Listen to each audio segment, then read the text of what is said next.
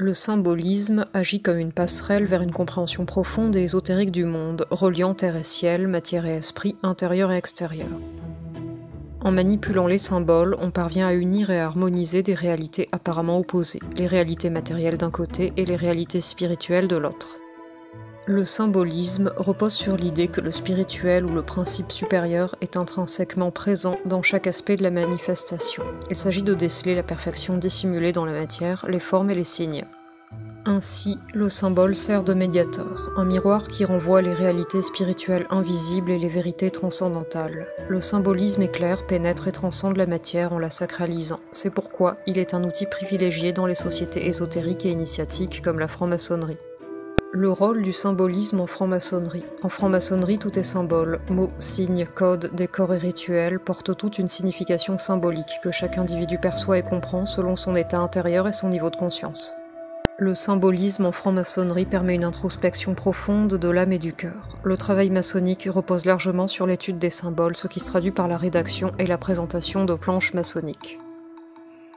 Les symboles invitent à repousser ses limites, à dépasser ses préjugés et certitudes et à établir de nouvelles connexions vers la vérité. La pratique du symbolisme est dynamique et vivante. Elle développe l'intuition et permet la transformation personnelle. Un symbole peut être analysé indéfiniment, son interprétation reste toujours ouverte. Personne ne peut prétendre avoir pleinement compris ou défini un symbole. C'est un travail intérieur qui va du partiel à l'universel, bien que cet universel demeure toujours partiellement accessible. En franc-maçonnerie, chacun est libre de son interprétation des symboles sans jugement. Les symboles peuvent également être reliés entre eux, formant un réseau d'une richesse exceptionnelle pour comprendre le monde, évoquant le mythe de la parole perdue. En fin de compte, le symbole incite à la réflexion et à la méditation. Il est un outil de compréhension de soi et du monde, facilitant la communication entre l'humain et le divin. C'est également un vecteur privilégié de transmission de la connaissance ésotérique. Exemple de symbole maçonnique. Parmi les nombreux symboles utilisés en franc-maçonnerie, on trouve les outils de travail, fil à plomb, niveau, règles, maillets et ciseaux, compas, etc. Les symboles alchimiques, les attributs chevaleresques comme l'épée, les signes d'ordre, les tenues vestimentaires, cordons, sautoirs, tabliers et les décors de la loge, colonnes, pavés mosaïques, deltas rayonnants.